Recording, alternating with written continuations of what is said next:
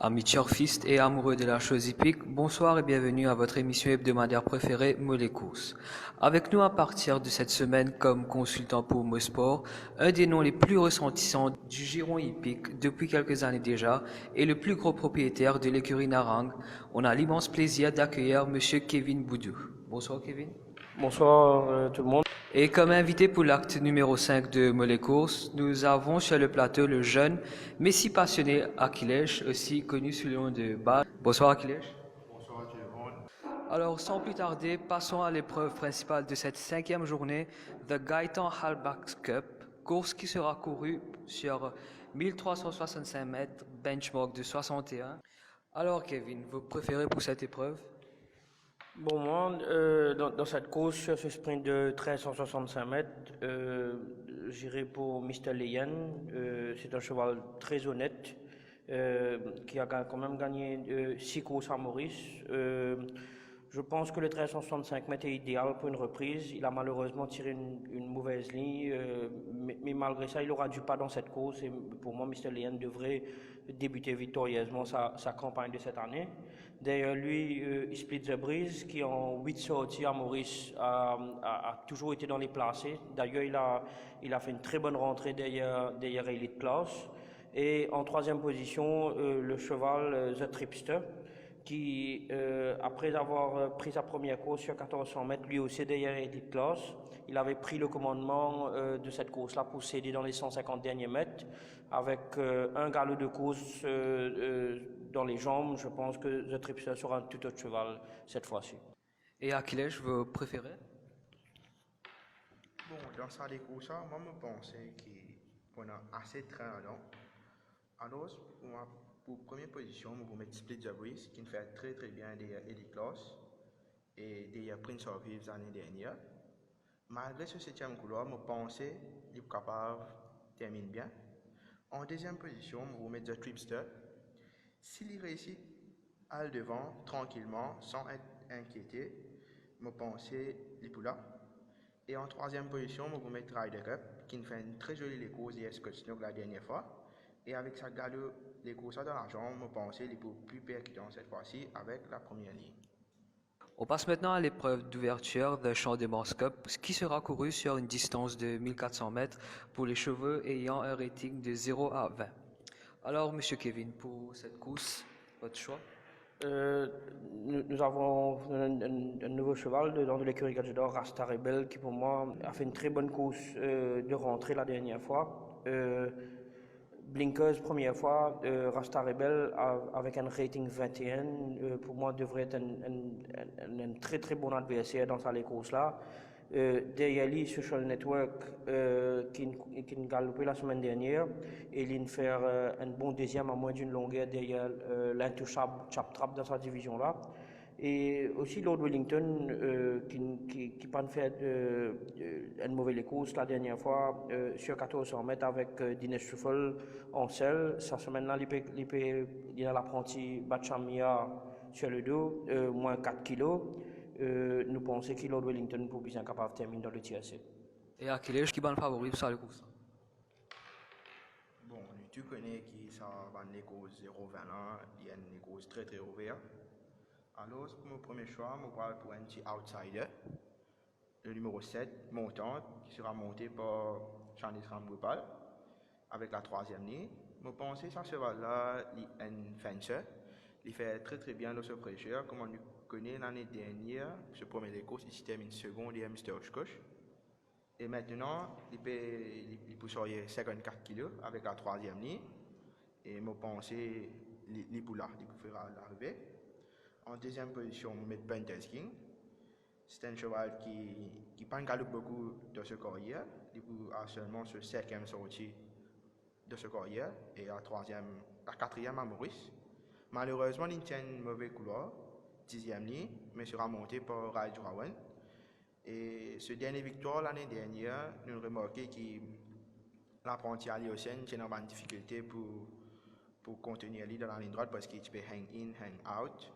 Et je pense qu'il est encore immature, mais sur l'entraînement est époustouflant. Il réalise un joli galop pendant 2 semaines. Et en 3e position, je vais mettre Social Network. parce qu'il fait une jolie les courses de rentrée des Chaptrap la semaine dernière avec Shuffle. Maintenant, j'en ai bord de Thier peut monter, mais il tient un mauvais couloir. Je pense que s'il réussit à le devant dans les courses, il vous fera l'arrivée. On passe maintenant à la deuxième course, The Professor Hassan Rafa Cup, qui sera courue sur une distance de 1000 mètres avec un benchmark 36. Alors Kevin, pour cette course, vos choix sont quoi? Ce sprint de 1000 mètres, nous trouvons ici il y a quand même pas mal de bons concurrents. Et nous avons de nouveau ici qui méritent d'être soulignés. Rock On, qui travaille très bien constamment dans le training les 2-3 dernières semaines. Je pense qu'il arrive au summum de sa forme, et Rock On avec un troisième couloir en Afrique du Sud. C'est un cheval qui est très bien fait sur le sprint. En 13 sorties, il gagne une fois, il fait displacer. Je connais que l'écurie Jean-Michel Henry doit quand même attendre sa début de ce cheval-là avec beaucoup d'excitation. Purple Rock de l'écurie Mingor, lui aussi un jeune cheval de 4 ans, qui toujours un maiden, mais qui une galopante très bonne compagnie en Afrique du Sud. Mais quand on résume ça, 1000 mètres là, on pensait Vars Dream, ce dernier les courses, la dernière fois sur les courses de rentrée avec Nishal Tia, je ne suis pas trop convaincu que la montre Nishal Tia sur Vars Dream personnellement. Je pensais avec le nouveau jockey Palmer, Vars Dream pour gagner les courses idéales, il est capable de galoper devant ou suivre de près, et il est pour Fire to Kill. Derrière Vars Dream, le nouveau Rockon, qui pour moi pour débute très bien, il est même capable de prétendre à la victoire. Et en troisième position, Mopoal pour Purple Rock avec ce premier ligne. Achille, je suis d'accord avec ce que M. Boudin dit. D'accord, ce qu'il dit, le Rockon et Purple Rock, deux chevaux qui sont extra consistants dans Sud-Afrique, malgré que Purple Rock est still un maiden dans Sud-Afrique, mais il termine sur les courses très bien dans ce dernier sortie, au 1000 mètres et 1200 mètres. Rockon, par contre, c'est un cheval qui est extra consistant, qui a réussi à break the ice de ce dernier sortie dans Sud-Afrique. Mais nous devons souligner qu'il peut revenir après un an d'absence. Et je pense qu'il est capable de bien s'agarder là.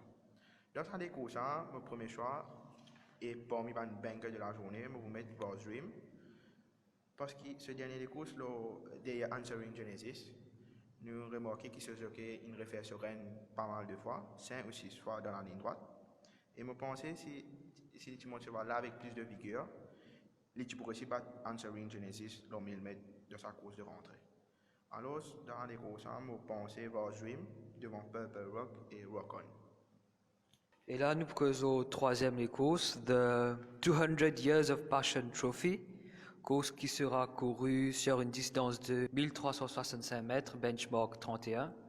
Et là, nous commençons avec Achilles. Achilles, vos choix? Je suis bien content, le numéro 10, Without a Doubt, qui est parmi moi un cheval fétiche. Ce cheval-là, il a une très bonne compagnie dans Sud-Afrique, derrière Riverine et Kayada. Et il même termine à 3 longueurs dans une course de groupe 3. Et ce cheval-là, il est un peu green pour ce premier sortie. Et je crois bien que ce cheval-là a bien progressé à l'entraînement. Ce cheval galop mardi et jeudi dernier était bien impressionnant. Malgré ce septième ligne, je pense qu'il y a assez de gate speed pour placer bien dans sa course. Alors, je fais mon premier choix. Deuxième place, je vais mettre Right to Tango, qui est un cheval qui a retrouvé la fin de saison dernière et commencement de l'année, il a gagné. Il tire la troisième ligne, il peut bien placer dans les courses et avec le jockey Cédric Chegéon, il peut faire l'arrivée. Troisième place, je vais mettre le cheval numéro 8, Captain's Chronicle, qui sera monté par Sanis Ramgopal avec l'initial la deuxième ligne. Je pense qu'il est un contre-honneur là-dedans. Et avec sa remise 3 kg là, s'il réussit à mettre devant facilement, il gagne soft lead, il peut dans le TSC. Kevin, que vous pensez de la course là?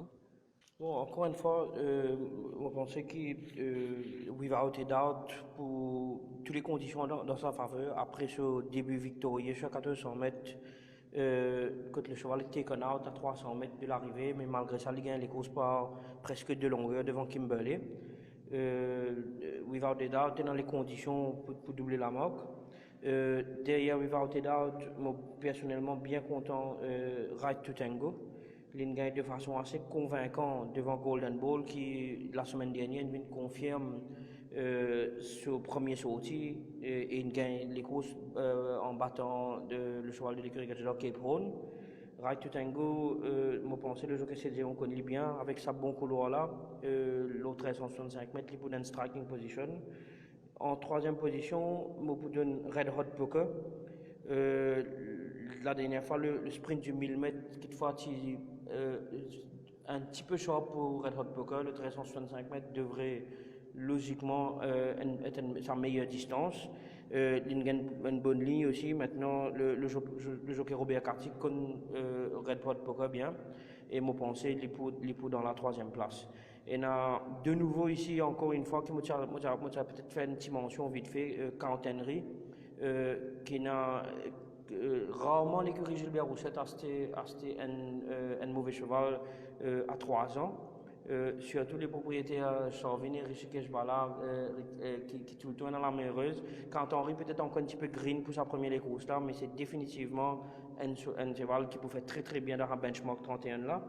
L'autre cheval, Singita Sweeney, qui vient depuis, je pense, l'année dernière, une rentrée.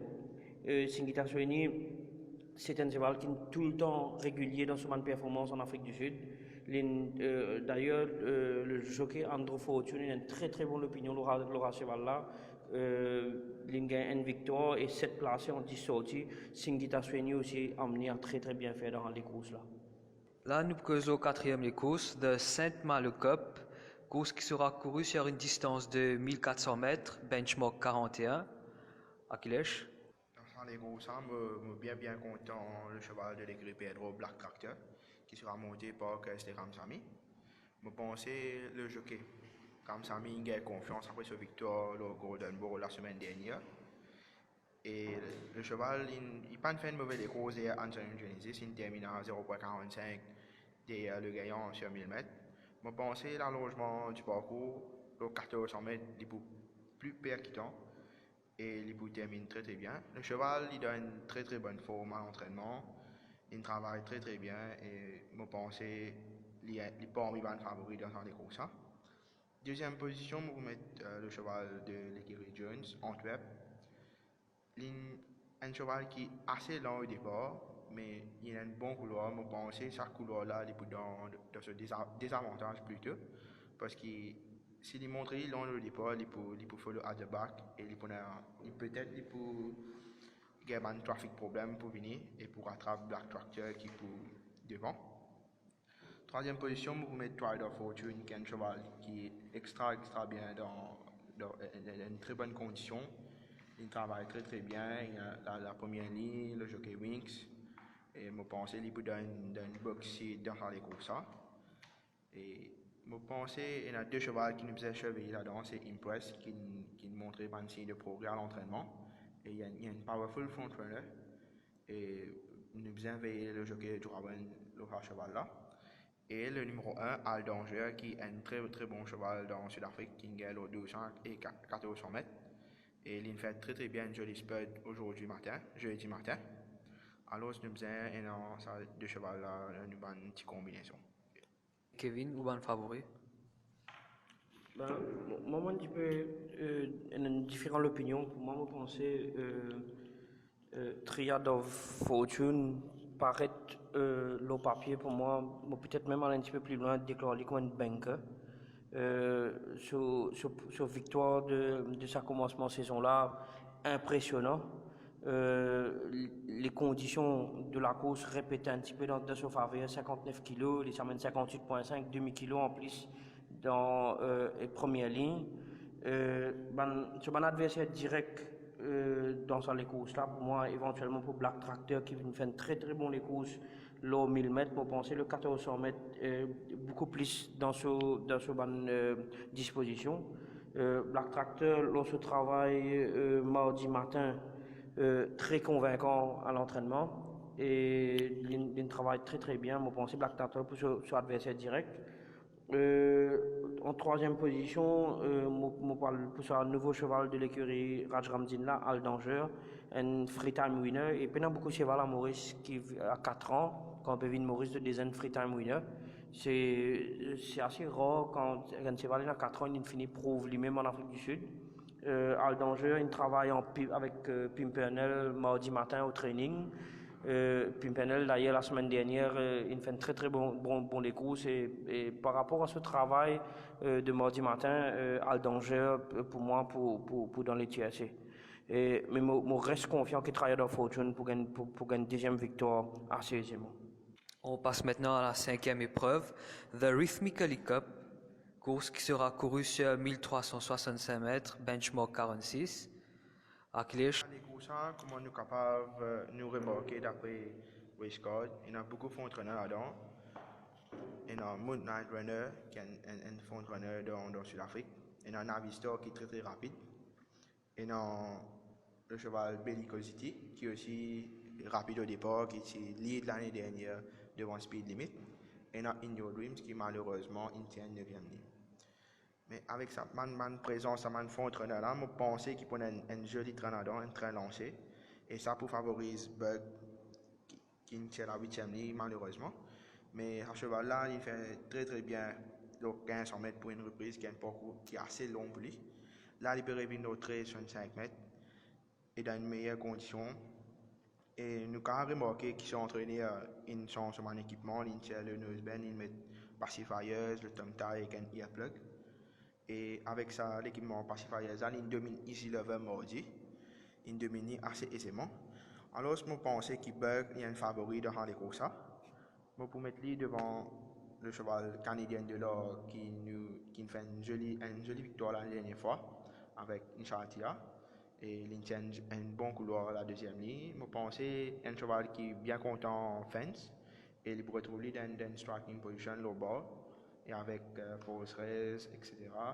Il peut bien placer pour souffler la victoire à Buck. Et la troisième place, je vais mettre le cheval Apple Pie qui malheureusement pas fait grand chose à cause de rentrée et entrée, mais un cheval qui a bien progressé à l'entraînement. Et le jockey Arnold peut monter pour la première fois. Et je pense qu'il peut bien dans les trois premiers. Kevin. Encore un autre sprint benchmark 46. Il y a quand même plusieurs chevaux qui prétendent à la victoire. Navistar, Bug et surtout Canadien de l'or qui nous fait une rentrée victorieuse. Je ne pas connaître est-ce que les conditions pour éventuellement, avec plusieurs frontrunners, même Bellicosity qui est un bon dash au départ. Mais ma préférence pour Navistar, c'est un cheval très très honnête qui nous rarement décevoir nous l'année dernière. C'est un cheval qui n'a pas une vitesse, il a un bon gate speed. 5e couloir, pas un trop gros problème pour Navistar. Moi personnellement, lors ce travail de la semaine, peut-être il y a une petite fraîche encore pour sa première sortie là. Mais Navistar pour définitivement dans les 3 premiers. Derrière lui, Bug, malheureusement pour moi, il tient un mauvais couloir. S'il y a le retrouve lui, One-Off, il est capable de gagner avec un false rails qui est de 3,75 m cette semaine. Nous nous trouvons la semaine dernière avec un false rails 4,50 m, même Answering Genesis. Ça peut-être coûte la victoire. Bug capable de retrouver avec sa quantité front-runner là, retrouver en position one-off. Encore une fois, il y a un cheval très très malheureux la saison dernière. Pour moi, il était un two-time winner already. Je trouve Bug termine encore une fois très bien. 3e place pour le Canadien de l'or. On a l'impression que ce cheval-là il transformé durant l'intersaison. Malgré ça, il est quand même verse à l'intérieur sa zone-là, mais il est still holden pour gagner par une longueur 30. Ici, moi aussi un nouveau cheval de 3 ans, Gimme Green de l'écurie Pedro.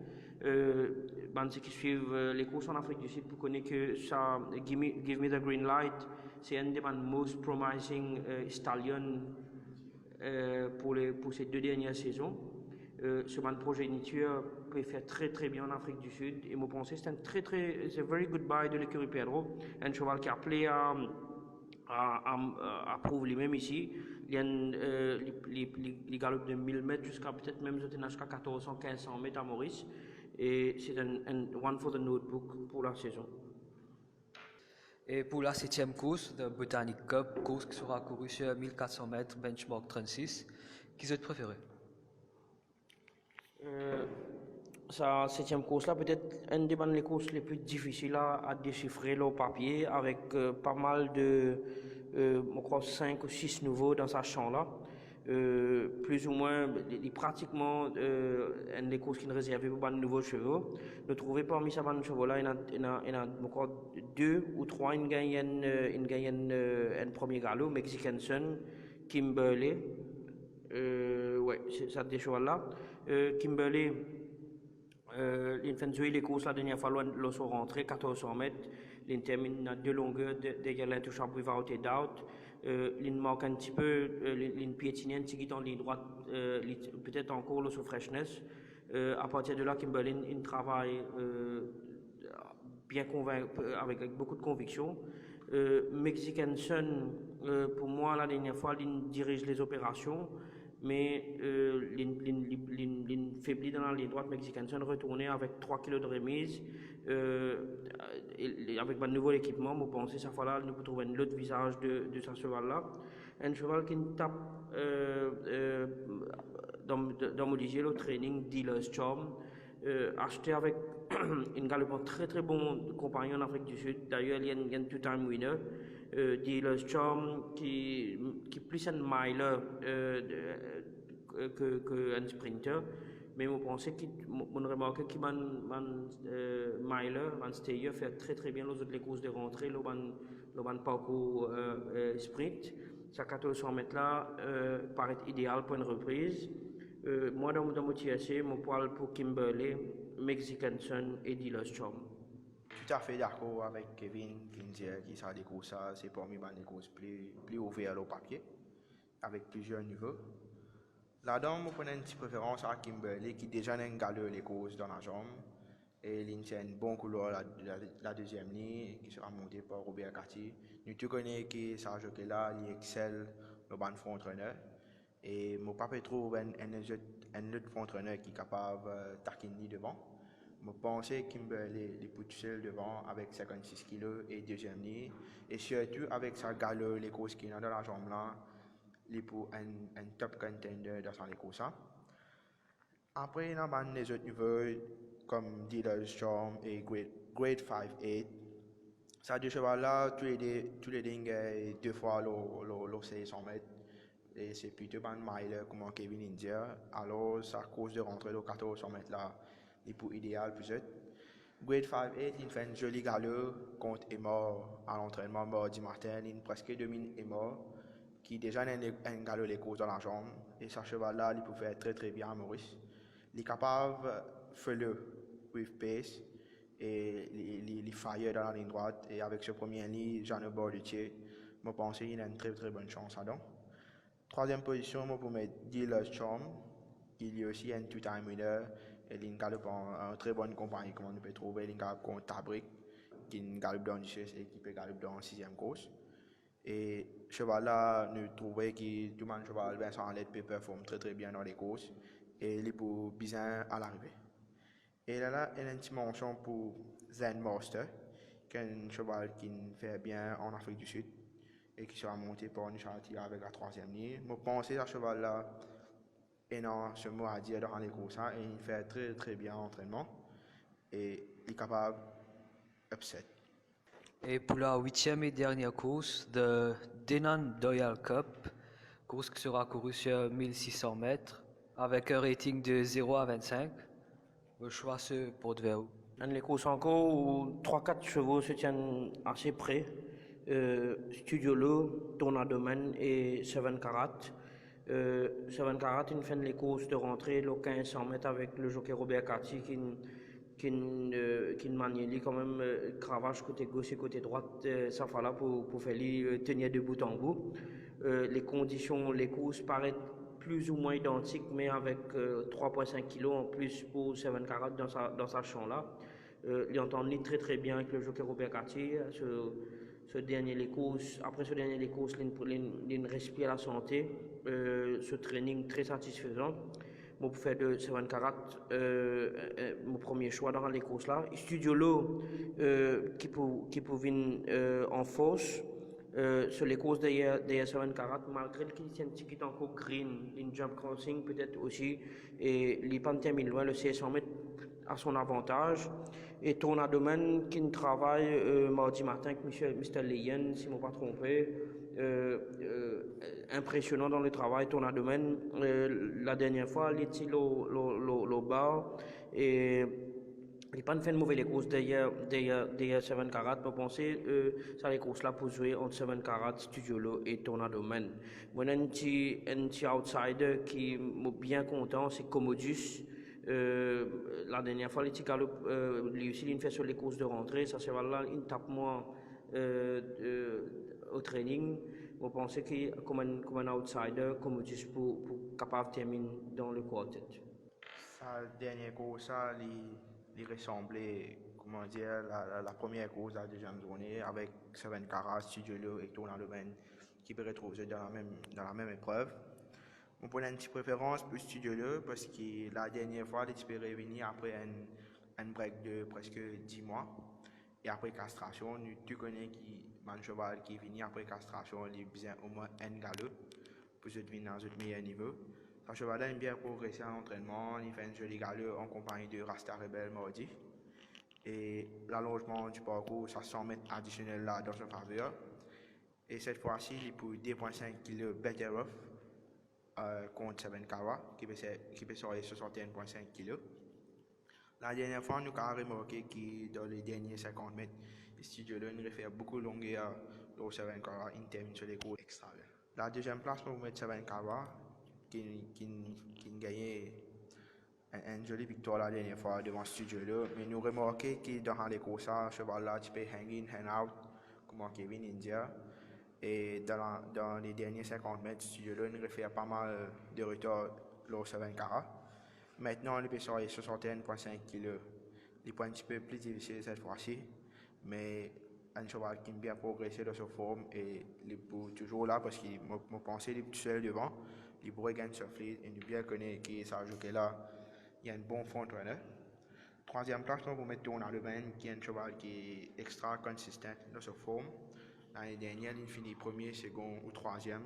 Il n'a pas terminé sur les courses. Il n'a pas fait aucune mauvaise course. Je pense qu'il est besoin là avec Rai Ramon et à 5e, il peut terminer dans le TSC.